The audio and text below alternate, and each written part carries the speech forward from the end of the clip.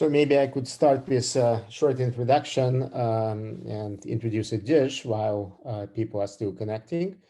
So Adish is our colleague working on CMS, and he had been working on Higgs physics and searches for new physics most of his career. He received his PhD from UCSD, where he's now as a visiting professor.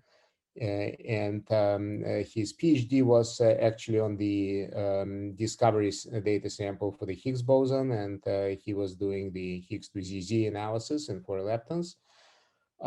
After that, Adish worked on searches for new physics, in particular searches for dark matter. He was one of the people pushing the so-called MONA jet analysis, where you look for a jet recoiling against the dark matter particles. And later on, he was convening the group which was doing dark matter searches in CMS. For the last 2 years, he was actually a convener of CMS Exotica group, as well overseeing all the searches for new physics which are exotic in nature, such as dark matter, Z prime, leptoquarks, and so forth. And also rather recently, he was working on the searches for dark photons in the muon channel at very low masses. And then he was switching to the Higgs physics again. And today he's going to talk about one of the most recent analyses he was spearheading in CMS, namely Higgs boson decay, first evidence for the Higgs boson decay to a pair of second generation particle. And I see by now we have about 12 people connected. So I think without much more ado, I'll give the podium to Adish. Thanks, Greg. So hello, everyone. So as Greg mentioned, today I'm going to tell you about a recent result from CMS, where we have a 3 sigma evidence for a rather rare decay of the Higgs boson to a pair of muons. Now, as you all know, the Higgs boson plays a rather pivotal role in the standard model. The Higgs field is responsible for the spontaneous breaking of the electroweak gauge symmetry. And thanks to this, the W and Z bosons acquire mass. Furthermore, the fermions of the standard model, that is the quarks and leptons, except for the neutrinos, so these acquire mass through Yukawa interactions with the Higgs field. Now, one thing to keep in mind is that these Yukawa couplings are free parameters of the standard model. That is, we don't really have any guidance from theory as to what their values ought to be. However, the electroweak theory does predict that the fermion masses ought to be proportional to these Yukawa couplings. This implies that the Higgs boson couples more strongly to the heavier fermions, for instance, the top quark, as compared to the light fermions like the electron or the muon. Now, of course, this needs to be tested, validated, and measured experimentally. In particular, this linear relationship that's predicted between the Yukawa coupling strengths and the fermion masses themselves. Now, the only place where we can do these measurements right now is the Large Hadron Collider. And at the LHC, since its discovery back in 2012, we've made great strides in characterizing the Higgs boson. So we made an impressive set of measurements of its properties and its interactions. For instance, the most precise measurement of the Higgs boson mass, which comes from CMS, puts MH at 125.38 GeV with a rather small uncertainty of 140 MeV. Furthermore, over the years, we've made more and more refined measurements of the Higgs interactions with the electroweak gauge bosons. And in the recent years, we probed and observed its Yukawa interactions with the heavy fermions of the third generation, namely the top quark, the B quark, and the tau lepton. So far, these have all been found to be consistent with the standard model. So on the right-hand side, you see a plot which shows the observed signal strengths of the Higgs boson decays to various particles, so to a pair of photons, Z's, W's, and also taus and B's. And you see that within their uncertainties, all these measurements line up pretty well along the dashed vertical line, which represents the standard model expectation. Now, the next frontier is to probe the Higgs interaction with second generation fermions. Now here the challenge stems from the fact that the Higgs fermion coupling, as I mentioned also in the previous slide, is expected to be proportional to the fermion mass. This means that the Higgs ought to interact rather feebly with the light fermions of the first and second generation. Consequently, the branching ratio of the Higgs to these light fermions is expected to be extremely small. So these decays of the Higgs are expected to be extremely rare. In fact, of all the standard model interactions with either the second or first generation fermions, the Higgs to mu interaction is probably the only one that may be experimentally accessible at the LHC. Now, we have a previous search from CMS which looked for Higgs to mu decays. So this was performed with just the 2016 data set, which is about 36 inverse femtobarns of integrated luminosity. And this search set an observed upper limit of 3 times the standard model expectation. The expected limit was about 2 times. So you see that already with just the 2016 data, we were getting rather close to being sensitive to seeing the standard model Higgs to mu interaction. Now we have updated this search with the full run to data set, which corresponds to 137 inverse femtobarns of integrated luminosity. So I'll start with a bird's eye view of this search. So what we're looking for is a narrow dimuon mass peak at 125 GeV. The challenges that we face are, well, first of all, a small signal rate. And this is thanks to a rather small branching ratio of Higgs to mu, which is only about 2 times 10 to the power minus 4 as per the standard model. So if we take our entire run 2, we would expect only about 1600 or so Higgs to mu events to have happened. Then if we take into account the acceptance of our detector and the efficiencies of the various selections we apply and so on and so forth, we expect a little more than 900 events to survive to the end of our analysis. So these are the kind of numbers that we are looking at as far as the signal is concerned. And to add to this challenge, we are faced with a rather large background. So our dominant background is the Drell-Yan process. And this is about 3 orders of magnitude larger than our signal under the Higgs peak.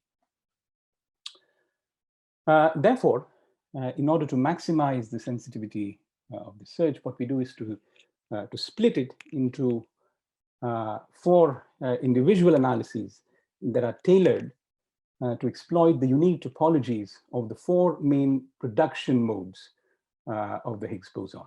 So these are gluon fusion, VBF or vector boson fusion, VH and TTH. Now the dominant production mode is gluon fusion or GGH. So this accounts for about 87% of the total Higgs cross-section. However, in this case, we really have very few kinematic handles that can help us to distinguish the large Drell-Yan background from our signal. And so we end up with a rather low signal purity of only about 0.2 to 2%.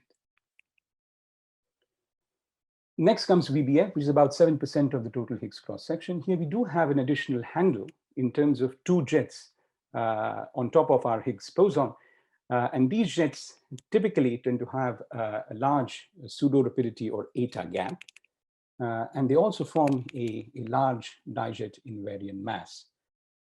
So these are in some sense unique characteristics of the VBF signal, and we can exploit them to significantly suppress our Drell-Yan background. But some of it still remains. So our main background in the VBF case is Drell-Yan, and now we also have to contend with the electroweak production of Z-Plish jets, which is kinematically quite similar to the VBF signal. Next, we have the VH production mode, where the Higgs boson is produced along with a W or a Z boson. So this accounts for about 4% of the total Higgs cross-section. Here we only focus on the leptonic decays of the W or the Z boson. So apart from our Higgs candidate, we are looking for additional leptons, electron or muon in the event. So this requirement helps us to really clean out this large Drell-Yan background. And in fact, our main backgrounds here are at the diboson level, so ZZ or WZ. Finally, we have TTH, which is only about 1% of the total Higgs cross-section. So here we have Higgs produced along with a top anti-top pair. But this is rich in terms of the event topology. So we expect lots of hadronic activity, so additional jets in the event. We also expect B jets coming from top decays. And in some cases, we expect leptons coming from the leptonic decays of the top quark. So all of this helps us to reduce our backgrounds. And our main background here is TT bar and also TTZ.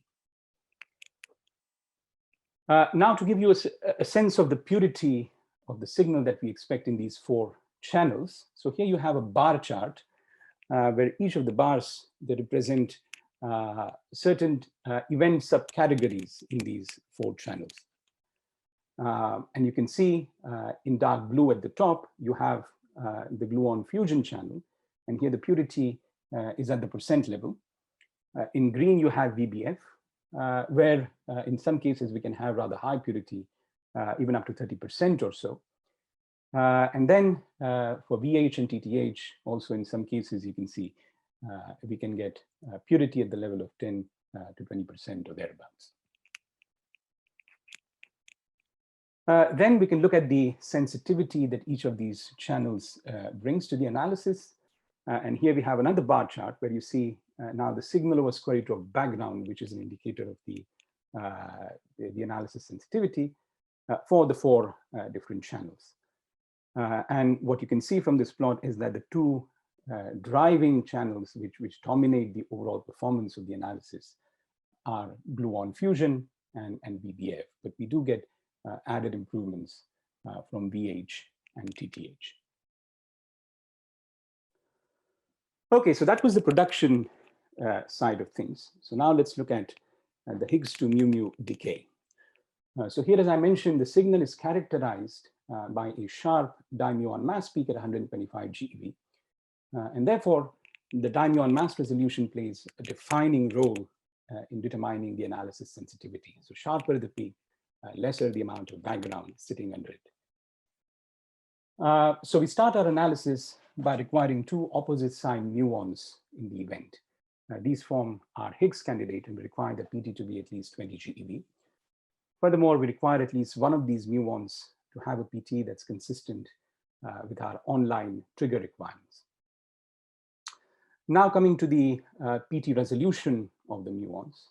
So this really depends on where the muon lands in our detector. So if it passes through the central barrel region of the detector with an eta which is less than 0.9 or so, then this is the best case in terms of resolution, which is 1.5 to 2%. Whereas if it goes to the forward n cap region, the resolution degrades to about 2 to 4%. Now, in a fraction of the Higgs 2 mu decays, the muon itself may radiate a photon. This tends to spoil the dimuon resolution because it moves the dimuon invariant mass away from the Higgs peak. Furthermore, this photon adds energy around the muon, which spoils its isolation, which is a handle that we use to suppress backgrounds such as QCD, where the muon is in a crowded environment. And therefore, we employ an FSR photon recovery mechanism.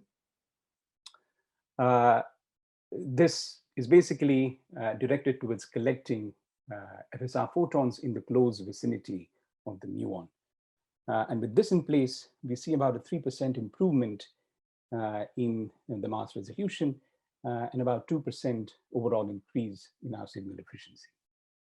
So now with all of this in place, our signal peak looks like the plot that you see on the right-hand side. So in red, you see our highest resolution category. So here, typically, both the muons are in the barrel region, and the resolution that we get here is about 1% or so. In blue, you see the worst resolution category, and this is about 50% or so worse compared to the red curve.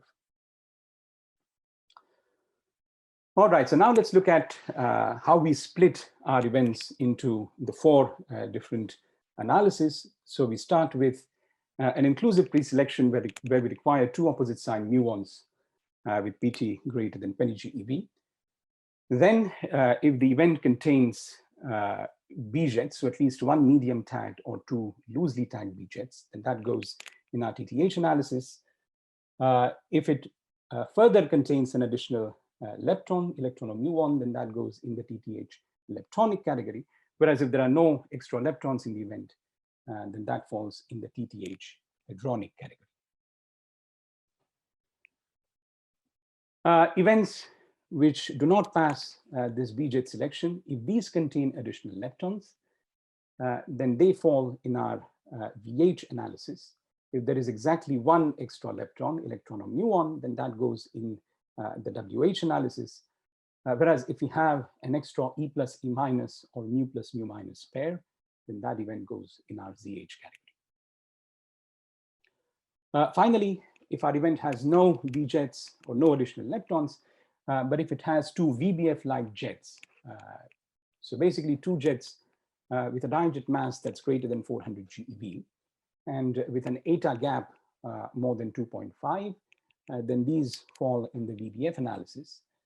And finally, all remaining events, which are in fact the bulk of our events, these go into the gluon fusion or GGH analysis. Okay, so now let's dive a bit deeper into the VH analysis. So this is how a candidate WH event looks like. So we start by requiring 2 opposite sign muons. These form our Higgs candidate. We require the invariant mass to be broadly consistent with the Higgs peak, so between 110 to 150 GeV.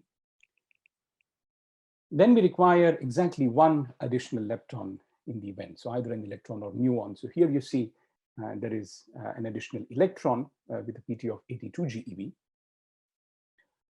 Typically, we also have a significant amount of missing transverse momentum, and this comes from the undetected neutrinos from the decays of the W.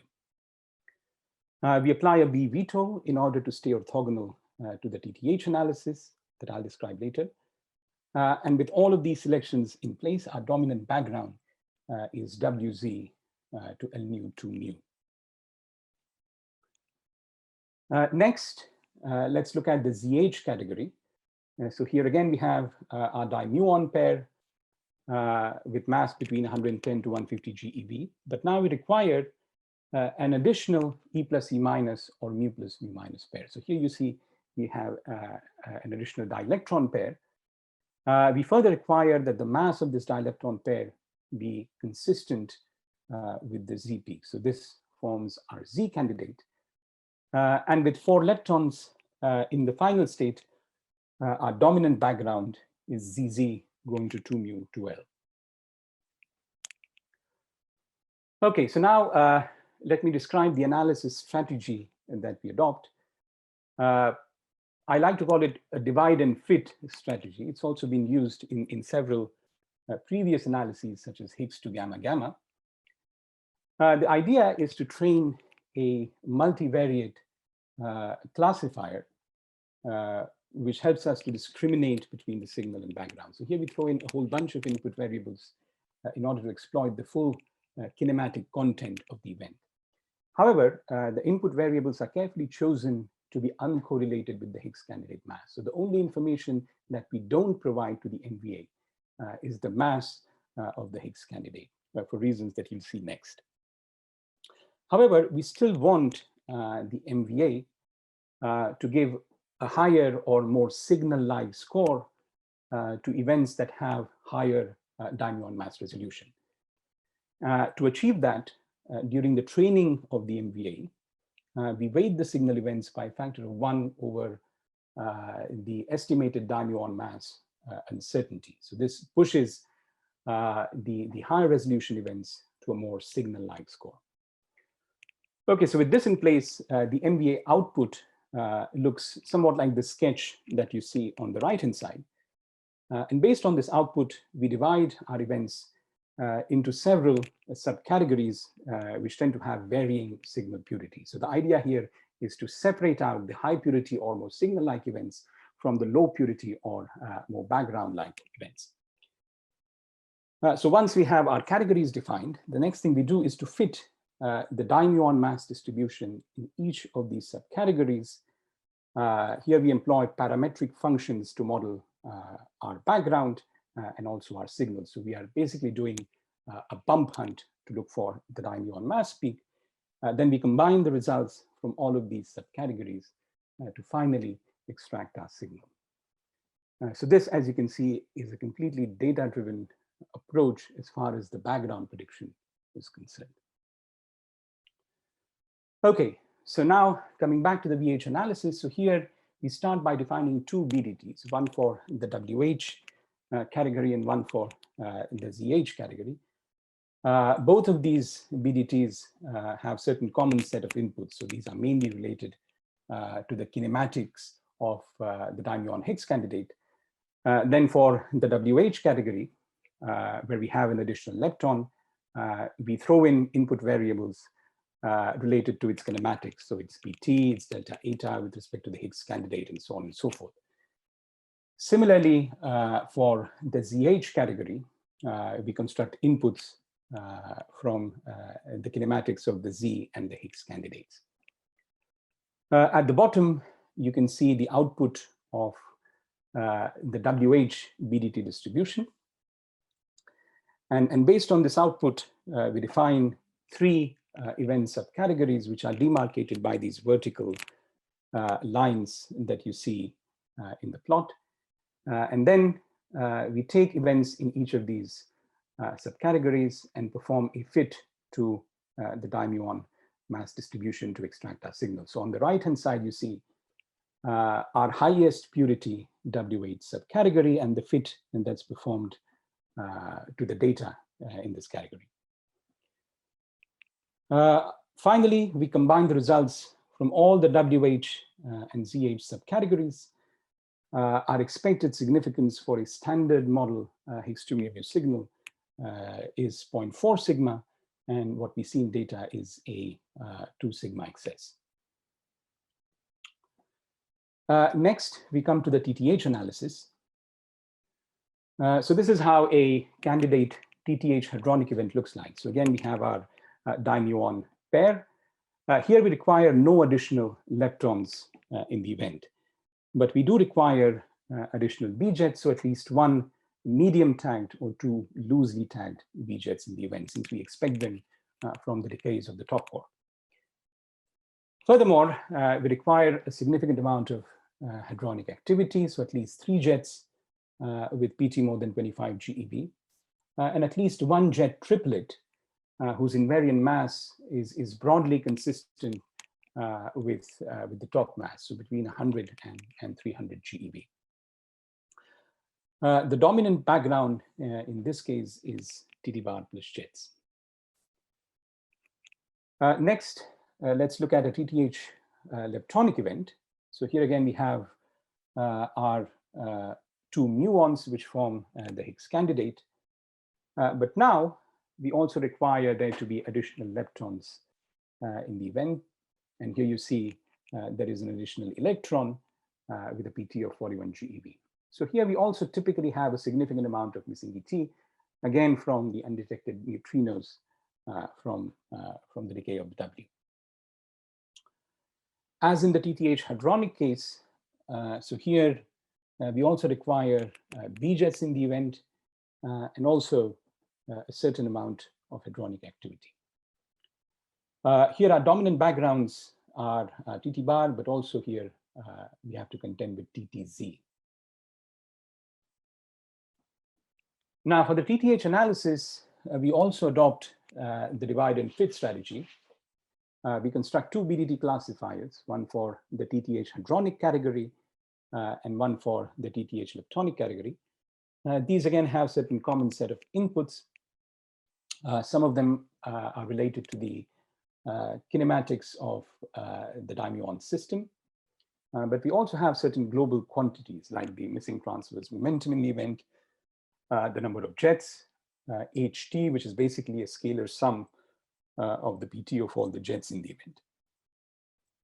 event. Then specifically to TTH hadronic, we have certain inputs such as the PT and eta of the three leading jets. We also construct a top candidate, which is basically a jet triplet, which gives the maximum score for the resolved hadronic top tagger. So once we have our top candidate, we also throw in variables like the PT of this candidate, its tagger score, its PT balance with respect to the Higgs candidate, and so on and so forth. Then coming to TTH leptonic, so here we have additional leptons. We take the highest PT lepton in the event and construct several variables, such as its delta phi with respect to the Higgs candidate, its invariant mass with respect to the highest tagged B jet in the event, and also its transverse mass with the missing ET in the event. So with all these inputs, we have our BDT classifiers in place. The output of the hadronic BDT is shown at the top and the leptonic BDT at the bottom. So again, based on these outputs, we construct several subcategories, 3 in the case of the hadronic category and 2 in the case of the leptonic category. And then, as in the BH case, we proceed to fit the dimuon mass distribution. So here you see the highest purity category for TTH hadronic on the left and TTH leptonic on the right, and the mass fits that are performed. And then combining all the results, we have an expected significance of 0.5 sigma, and what we see is in excess of 1.2 sigma in data. Next, I come to the gluon fusion analysis. So here our event topology is somewhat simpler compared to TTH or VH. So we have our dimuon candidate, again requiring its mass to be between 110 and 150. Now, in order to stay orthogonal to the VH analysis, we require that there be no additional leptons in the event. Also, to stay orthogonal to TTH, we apply a B veto. And finally, if our event has 2 or more jets, then we apply a VBF veto to stay orthogonal to the VBF analysis that I'll talk about a bit later. So basically, we require that these jets not have a large invariant mass or a large eta gap between them. Now, the dominant background in this case is Drell-Yan. In fact, as I mentioned in the earlier part of my talk, this is a low purity category. So we really have a large amount of Drell-Yan background. Now, the strategy that we adopt here is also the divide and fit strategy. So we construct a BDT where, again, we throw in a bunch of variables, some of them related to the production and decay of the Higgs candidate. Then if there are additional jets in the event, we also throw in variables such as the PT and eta of the leading jet, its geometric separation with the Higgs candidate, and so on and so forth. So with all of this, the BDT output that we have is shown on the right-hand side. Based on this output, we define 5 subcategories which are demarcated by these vertical lines. Now, bear in mind that while training all of these BDTs, we always weight our signal events by a factor of 1 over the predicted dimuon mass uncertainty in order to push our higher resolution events to a more signal-like score. And this is reflected in the table below, where as you go from top to the bottom, so as you go from the lower purity to the higher purity subcategories, you see that the average resolution of our signal peak tends to improve. All right, so we've defined our event categories. Now the next step is to extract our signal. The typical approach which we adopt in the TTH and NVH case would be to fit the dimuon mass distribution in each subcategory independently. What that means is that the fit in one subcategory does not really influence the shape of the background in any of the other subcategories. In other words, the background shape parameters in each of these subcategories are all kept uncorrelated with each other. So this is fine, but one could ask if there is a way to improve upon this background model. And for that, we can inject some physics intuition, which basically comes from the fact that our background is overwhelmingly Drell-Yan in all of these subcategories. So our signal is essentially sitting on the tail of the Z peak. And this really looks more or less the same, as you can see in the sketch below, across all the subcategories. So effectively, the background shape is expected to be quite similar across the different subcategories, but not identical. We do expect some minor variations due to differences in dimuon kinematics across the different subcategories. All right, so to take this into account, we define our background model as follows. So we first construct a core shape. So this shape is held common across all the different subcategories. In other words, the parameters of the shape are correlated across the different subcategories, and therefore they can get constrained by data in all the different categories. Now, to take into account possible variations across the subcategories, we also introduce a per category shape modifier, which is basically a second or third order polynomial function. Now the parameters of this function are of course uncorrelated across the different subcategories to account to allow for adjusting for the per category shape variations. And finally, you have the overall background normalization, which is also kept uncorrelated across the different subcategories.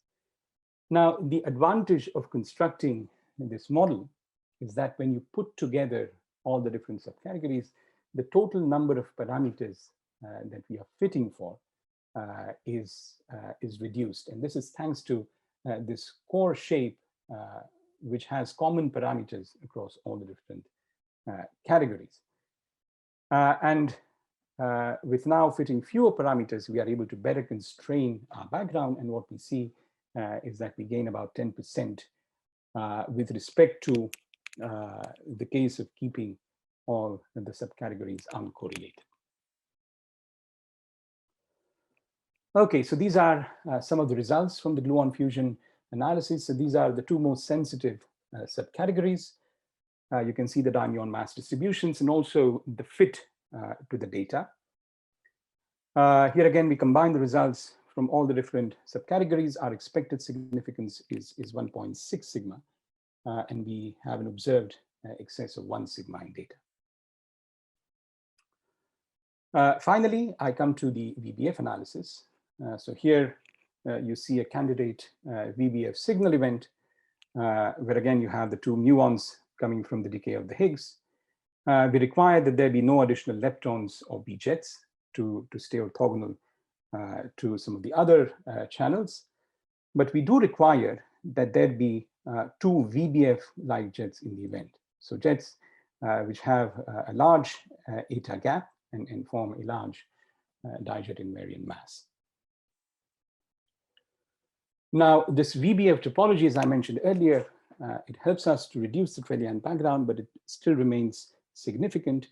And here we also now have to contend with the electroweak Ziegler jets production.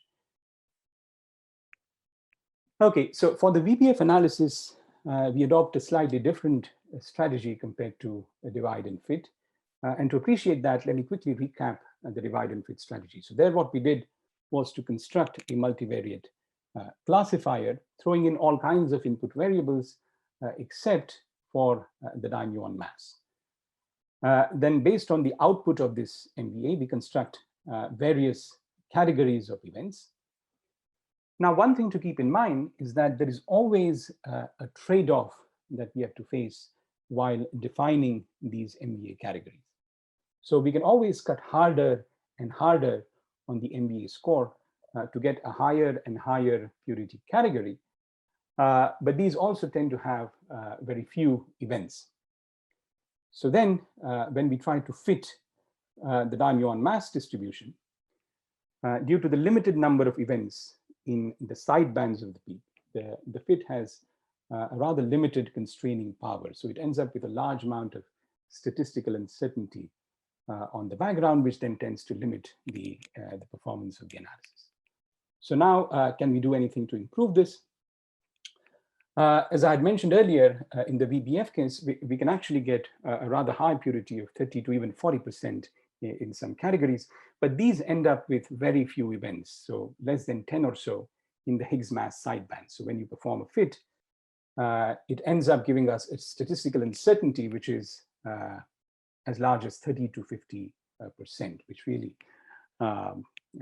limits the analysis performance. Now, there are certain advantages to adopting the divide and fit approach. For one, the background prediction is entirely data-driven. We are really taking the observed mass distribution and simply fitting it with parametric functions. But this, of course, comes with a significant cost that I described above.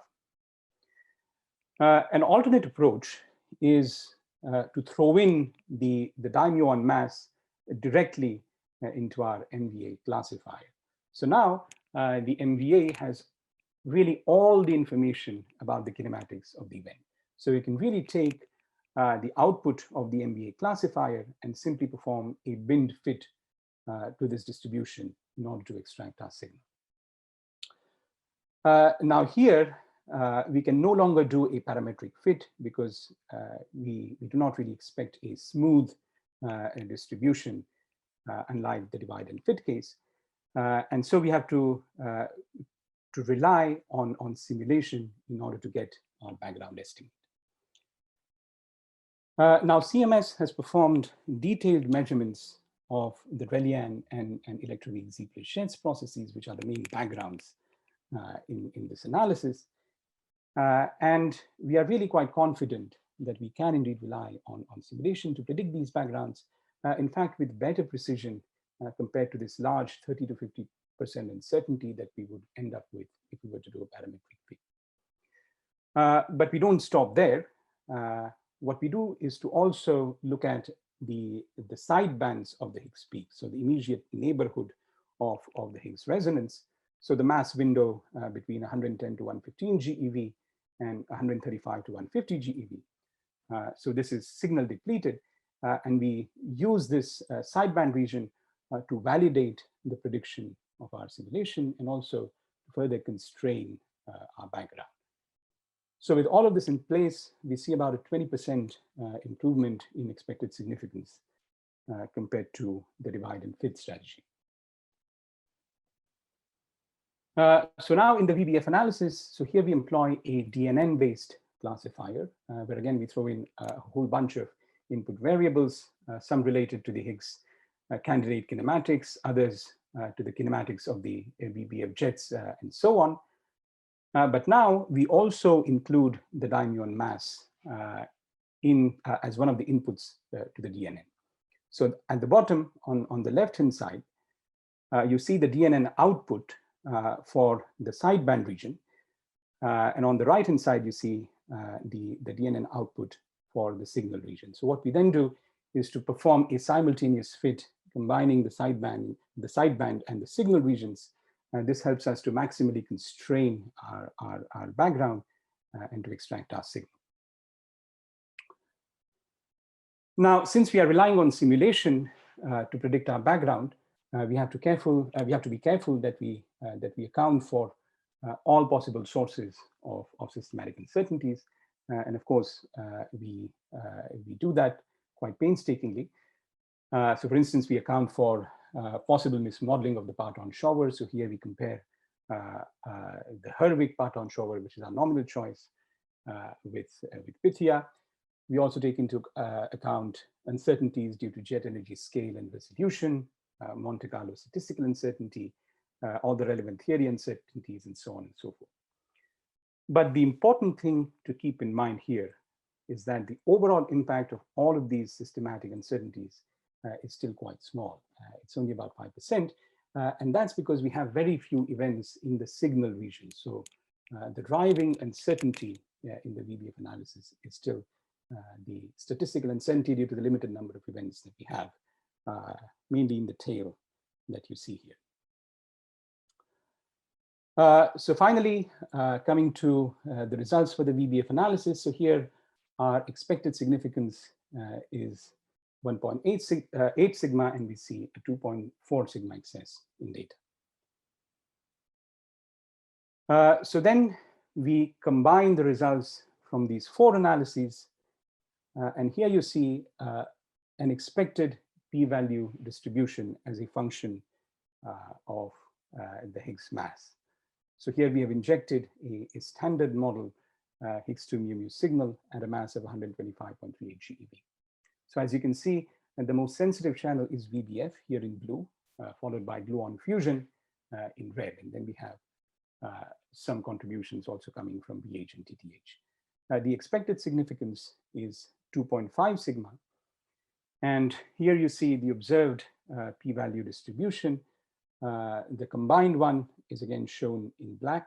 And for the Higgs mass of 125.38 GeV, we have a 3 sigma excess in data. We also combined this result with our run 1 Higgs 2 mu analysis, but that only contributes to a minor improvement of about 1% or so to the overall significance.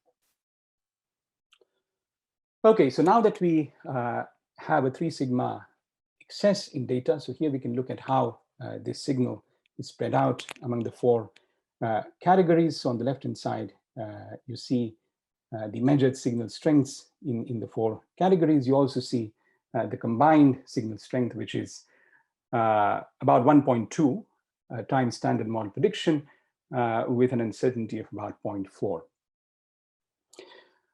We can then also measure the Higgs 2 mu coupling strength, but to do that, we have to combine this result with several other measurements in different Higgs modes.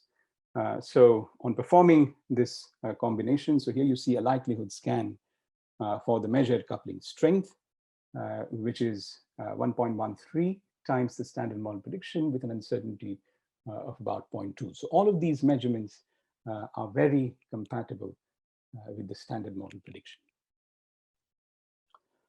Okay, so far I've told you about the run 2 analysis. Now, before concluding, I'll give you a quick glimpse into what to expect in the future. So we have the run 3 of the LHC coming soon. So here we expect about 200 inverse femtobarns of integrated luminosity. It is possible that the center of mass energy could be raised a little from 13 to 14 TeV. Now, if you assume no further improvements or losses to the current analysis, then just going by these projections, we expect to reach an expected significance of 4 sigma or thereabouts at the end of run 3. Going beyond run 3, we have the high luminosity LHC phase. Here we expect to collect almost an order of magnitude more data, so about 3 inverse attobarns of integrated luminosity. Moreover, the CMS detector will be completely revamped for this high luminosity phase. For what concerns the Higgs to mu measurement, we'll have improved muon coverage going up to 8 of 2.8. We'll also have improved tracker coverage going up to 8 of 4, and we have a track trigger at level 1. We also have a completely new high granularity NCAP calorimeter, from which we expect improved performance for our forward jets, which are critical for the VBF analysis. Just to give you a sense of the improvement in performance, so here you see the Higgs peak from simulation for the high luminosity phase. As I mentioned earlier, for the best resolution case where both the muons are in matter, we currently have a resolution of about 1% or thereabouts, whereas for the high luminosity phase, we expect an improvement going down to 0.65% in the resolution. Now, at this stage, it is, of course, non-trivial to make precise projections for the phase 2 of the LHC. So you have to take these numbers with a bit of grain of salt. But we do have projections for how precisely we can measure the Higgs to mu coupling if we were to combine ATLAS and CMS at the end of the high luminosity phase. And the projection is that we would end up with a precision of about 4% or so. All right, so that brings me to my summary. We performed a measurement of the Higgs to mu decays with the full run 2 data set, and we see a 3 sigma excess in data. This gives us first evidence of Higgs to mu signal. In fact, this is also the first evidence of Higgs interaction with any second generation fermion. Our measured signal strength is about 1.2 with an uncertainty of 0.4. Now, as you can see from the plot on the right-hand side, the remarkable success of the standard model in predicting the Higgs interactions with standard model particles spanning several orders of magnitude of mass is quite remarkable. So the success of the standard model continues. So here I conclude my talk. Thanks. Thanks a lot, Adish, for this nice presentation. So we have ample time for questions. Let me maybe start while people are thinking about questions. So one thing which is quite interesting is, well, obviously you started your talk from the Dirac mass storm, and if there is some other mechanism of generating the mass, the overall mass of the fermion does not have to be equal to the Yukawa coupling divided by square root of 2. So that means that in principle, we could also look for the Higgs decaying to pair of electrons. And of course, the standard model process is vanishing. In fact, it's not even easy to calculate it because radiative corrections are much bigger than the direct decay, tree-level decay to electrons. But in any case, since electron is 200 times lighter than muon, the branching fraction is some 40,000 times less. So there's no hope to see this decay if it's at the standard model, which means that if we see any hint of Higgs decaying to 2 electrons, this is undoubtedly a sign for new physics. So have you thought about doing this analysis in run 4 and we have track trigger and could really trigger on this very effectively and maybe doing some preparation in the current round 3? Right. So this is a very important point. In fact,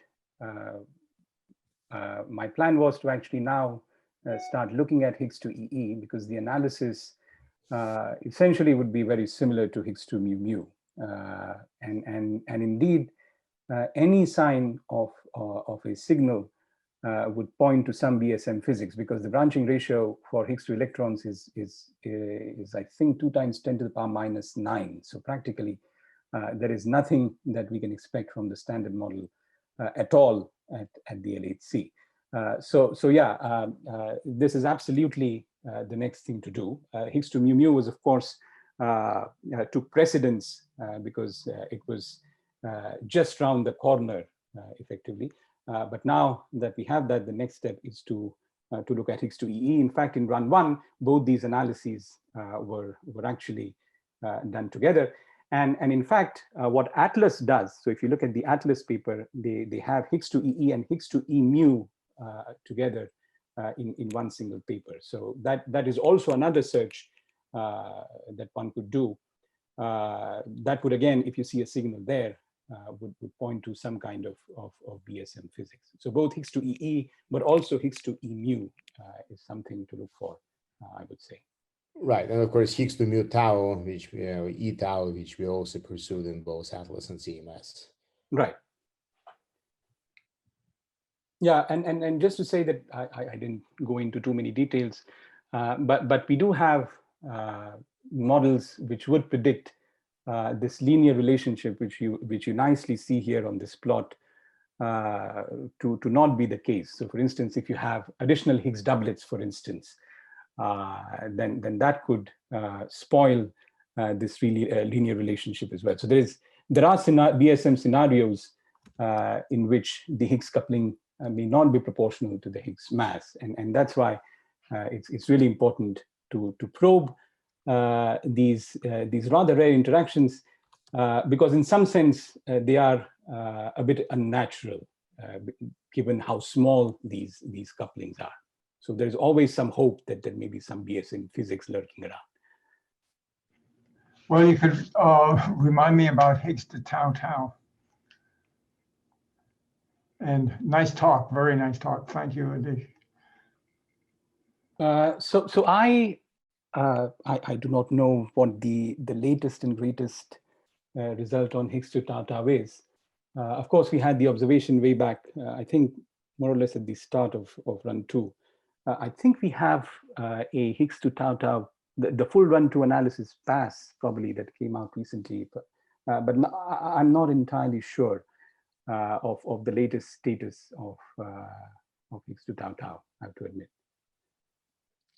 Yeah, the full run 2 analysis has been around for about a year now. I think it was morning of 2019, so more than a year around. Yeah. And since this has been observed now at 5 sigma independently by ATLAS and CMS, there is not much news on this channel except that we're improving the precision, but there are no surprises seen. In fact, tau tau channel was interesting because at the time of discovery, we had 2 sigma deficit and people were quite excited about that, but soon thereafter it disappeared. Right. And also Higgs to BB bar, I think, was sort of on course for the full run 2 analysis, I think by winter or so. So coming more beyond or thereabouts. But still in the works. Good, thanks. Thanks for a very nice talk. Yeah, and congratulate CMS on this nice analysis. I'm just curious, will there be eventually be any like measurements of Higgs to, say, the 2nd generation quarks? So in fact, we do have a search for Higgs to CC bar. Now there, the challenge is that, well, Higgs to mu mu is a rather clean final state. Higgs to CC bar is quite challenging from various points of view, from the trigger level, so to how to trigger on these, then how to tag the C quarks, and so on and so forth. We do have a result, and there I think the expected limit is about 20 or 30 times the standard model expectation, if I'm not mistaken, and the observed is a bit larger. It's about 70 times or so. So I think if you do the math, it would be so. Of course, things evolve with time, and we do improve our analyses quite significantly. But even then, I think it's hard to imagine that we would see a 5 sigma observation of Higgs to Yeah, I CFPU. don't expect that. Yeah, but I just want to know the prospect. Right. So I think even at the end of HL-L8C, I think we could see somewhere around 4 times the standard model expectation. So between, I think, 2 to 4 times. So then let's say, maybe you can improve the analysis by a factor 2 or something like that. But it's still hard to see how you could even get to the 3 sigma mark, even at the end of HL-L8C with let's say 3 inverse advance of data. So Higgs to CC bar is really challenging, but again, if the signal rate is much higher than what the standard model predicts, then that could be something interesting. But it's certainly a search that is actively in the works, and in fact, lots of new machine learning techniques are being developed to tag these C-jets and so on. Thanks. Right. I mean, it's probably something which can only be done at the Higgs factory, at the collider, E plus minus collider. But the main problem here is really the main background, even if you can suppress just the gluon jets and light quark jets, is BB bar, because B quark is 4 times heavier than charm, which means that the rate is 16 times higher. So you need to identify charm quarks so that you basically suppress the B quarks by, say, factor of 20, which has not been possible so far. It's really very hard to tag the charm so that you don't have significant contamination from the B. Typical contamination from the B, even with the advanced machine learning taggers we have now, is at 25-30% level. So you need to work, harder by almost factor of 10 and order of magnitude to somehow kill the BB bar background. I mean, if you measure the Higgs to BB bar very precisely, perhaps you could subtract the Higgs to BB bar from Higgs to CC plus BB, but that requires a very large number of events. So most likely it's the Higgs factory type of physics. Sure, that makes sense. Thanks. I have a question myself.